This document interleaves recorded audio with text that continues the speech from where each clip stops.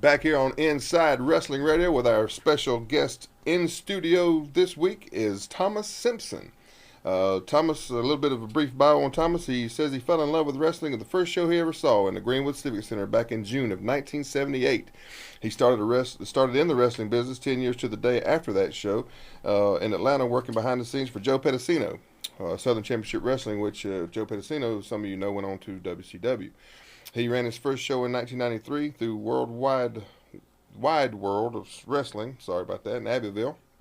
And later in his career, in 1997, I believe it was, he founded Omega, the organization of modern extreme grappling arts with Matt Hardy. And that was in 97. Matt Hardy was the brains behind the project, and of course Thomas was the Bucks.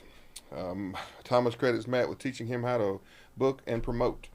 Omega was produced and booked more men that became contracted talent in the WWE, WCW, and ECW than any other indie promotion in wrestling history, not owned or funded by the WWE.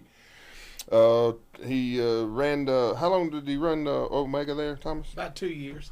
Yeah, Thomas ran it for 2 years, and then he tried to go back and do it again with Omega version 2 in Forest City in North Carolina in 2002. But had some problems with that, which we'll cover later on. And I think the best thing that came out of Omega 2, and Thomas will agree with this, was probably his relationship with Kirby Mack.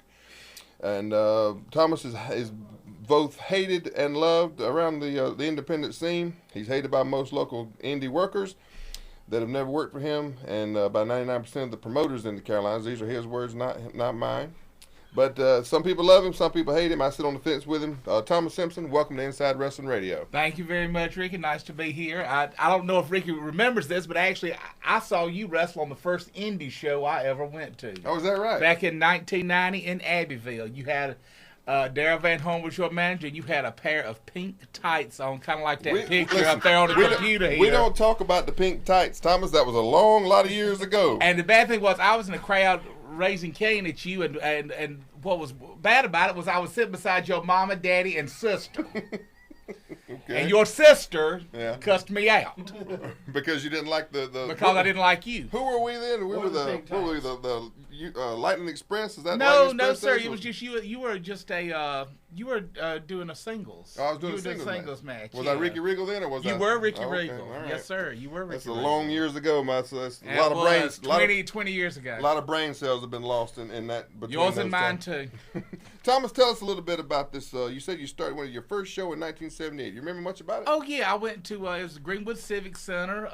It was Mid-Atlantic Championship Wrestling. The main event was Paul Jones and Ricky Steamboat defending the World Tag Team titles against the Masked Superstar and Baron von Raschke. I was scared to death of the Masked Superstar, and which is actually real funny because Bill Eadie gets a kick out of that. I've, of course, met him and have known him for a number of years now. Bill Eadie, who is the Masked Superstar. Yeah, and he's just the sweetest, nicest guy on earth. Sure. Right. But he always gets a kick out of me saying that I was really deathly afraid. I had nightmares about the Masked Superstar. Is that right? Yeah, and I'd actually never seen wrestling on television at all. Really? My parents didn't watch it. No one in my family watched it.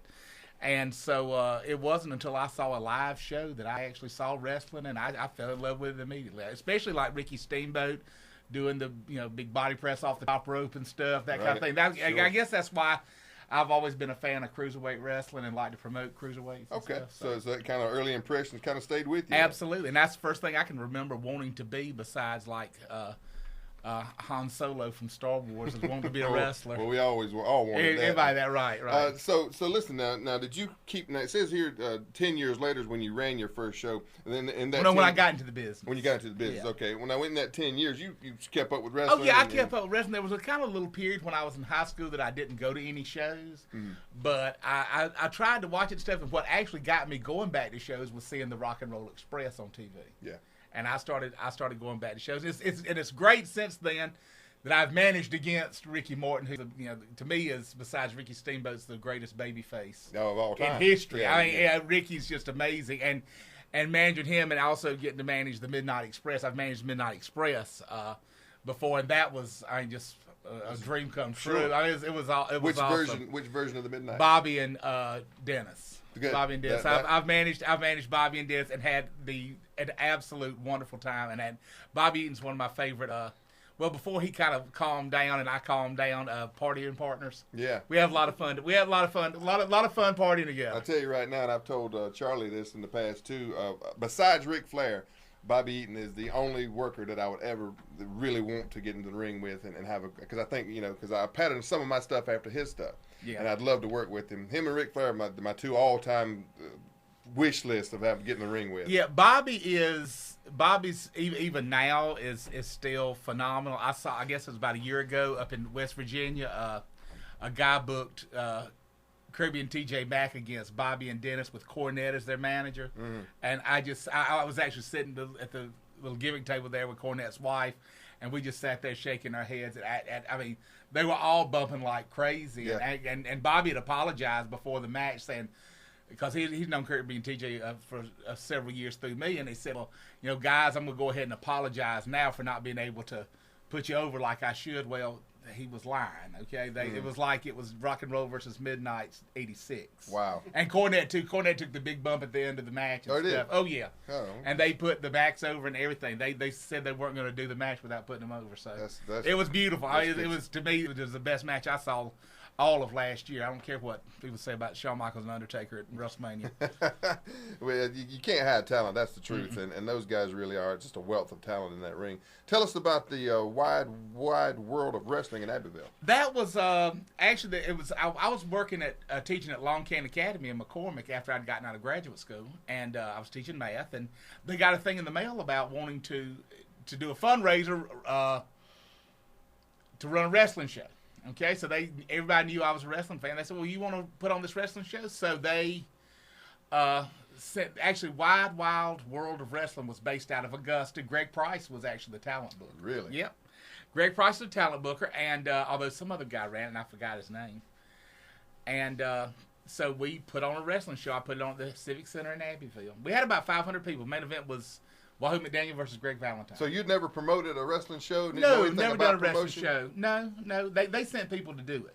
They actually first sent Chaz Rocco, who's deceased now, to do the promotional legwork. Then something happened. He was trying to start his own company, so they fired him, and they sent Rob Van Dam to finish up the promoting. Mm-hmm. Who was not?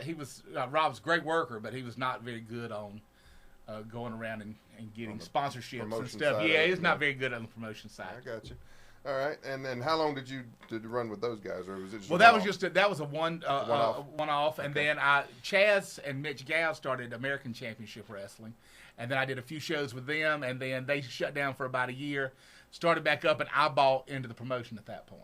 Oh, you bought into? I bought into ACW, and then we ended up for, I guess it was maybe about 6 months later, we did some TV tapings, and that's actually where I met the Hardys.